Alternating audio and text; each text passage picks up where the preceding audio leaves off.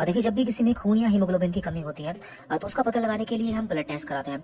तो उससे हमें यह तो पता चल जाता है कि खून की कमी है और खून कितना कम है, पर हम यह नहीं जान पाते कि खून की कमी किस वजह से है या फिर उसका कारण क्या है। तो आज की वीडियो में हम उसी के बारे में बात करने वाले हैं। हम आपको एक सिंपल मेथड बताएंगे जिससे आप 2 मिनट में खून की कमी का कारण जान पाएंगे। हमने इस पूरे प्रोसेस को 3 स्टेप में कवर किया है, तो यहाँ पे हम स्टेप बाय स्टेप बात करने वाले हैं जिससे आप जान सकेंगे कि आप में खून की कमी का कारण क्या है। तो स्टेप नंबर 1, सबसे पहले आपको अपना CBC यानी कि कंप्लीट ब्लड काउंट टेस्ट कराना होगा। ये एक छोटा सा ब्लड टेस्ट होता है।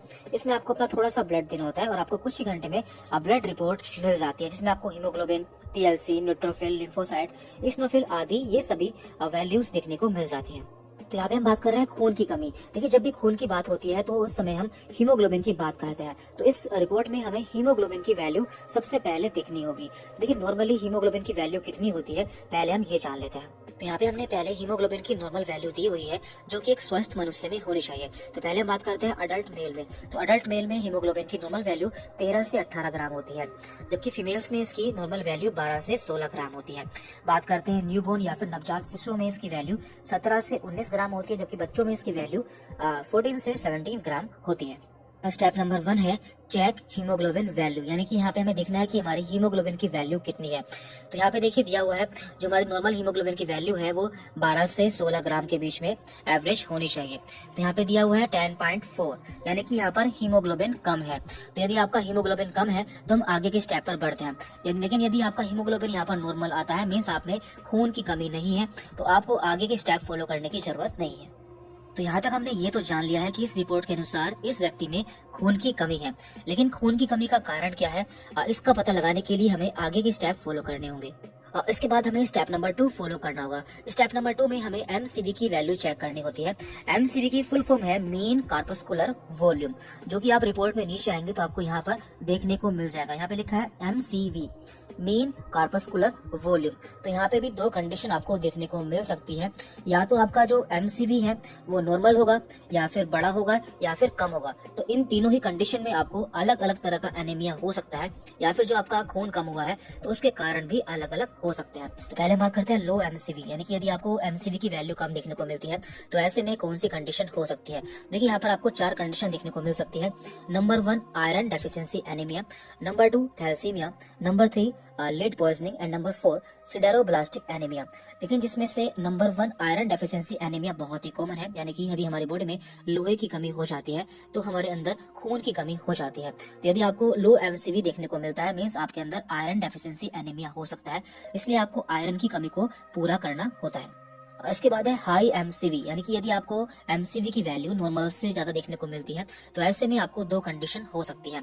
नंबर 1 विटामिन B12 डेफिशिएंसी या फिर फोलेट डेफिशिएंसी, यानी कि जो आपके अंदर खून की कमी है उसका कारण या तो आपके अंदर विटामिन B12 की कमी होगा या फिर आपके अंदर फोलेट की कमी होगी। तो आपको इन दोनों की कमी पूरी कर लेनी है यदि आपका MCV ज्यादा देखने को मिलता है।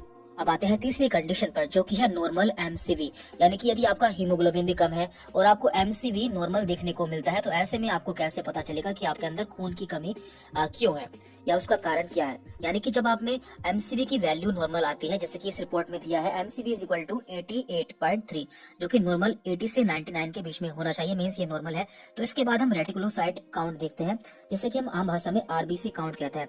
तो RBC काउंट आपको यहाँ पर देखने को मिल जाता है। तो हम RBC काउंट देखते हैं कि RBC काउंट हमारा बढ़ा हुआ है या फिर कम है। तो दोनों ही कंडीशन में आपके खून की कमी का कारण अलग अलग हो सकता है। तो स्टेप नंबर 3 में आपको RBC काउंट की वैल्यू देखनी होती है, यानी कि RBC काउंट की वैल्यू क्या है। तो इसमें भी आपकी 2 कंडीशन हो सकती है, या तो आपका RBC काउंट कम हो जाएगा या फिर आपको RBC काउंट रिपोर्ट में बढ़ा हुआ देखने को मिलेगा। तो पहले हम बात करते हैं RBC काउंट लो की, यानी कि जब आपको RBC काउंट लो देखने को मिलता है तो ऐसे में कौन कौन सी कंडीशन हो सकती है। और इस रिपोर्ट में आप देख पा रहे हैं जो इनका RBC काउंट है वो है 3.63, जबकि नॉर्मली ये 4.2 से 6.0 के बीच में होना चाहिए। तो ऐसे में 3 कंडीशन आपको देखने को मिल सकती है। पहली है एनीमिया ऑफ क्रोनिक डिसीज, यानी कि कोई पुरानी बीमारी है जिसके कारण आपको एनीमिया या फिर खून की कमी हो चुकी है।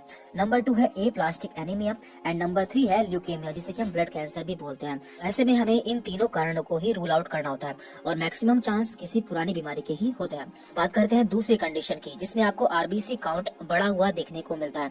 तो ऐसे में दो कंडीशन हो सकती है। नंबर 1 हेमरेज, यानी कि यदि किसी का एक्सीडेंट हो जाता है या फिर उसका खून बह जाता है तो ऐसे में आपका जो आरबीसी काउंट है वो बढ़ा हुआ देखने को मिलता है। Number 2 haemolysis. हीमोलाइसिस का मतलब होता है आरबीसी का टूट जाना। तो ये भी कई सारी कंडीशन में हो सकता है, तो इसके बारे में डिटेल में हम अगली वीडियो में बात करेंगे। तो यहाँ पे बस आपको इतना पता होना चाहिए कि यदि आरबीसी काउंट बढ़ जाता है तो ऐसा दो कंडीशन होता है, नंबर 1 हेमरेज और नंबर 2 हीमोलाइसिस।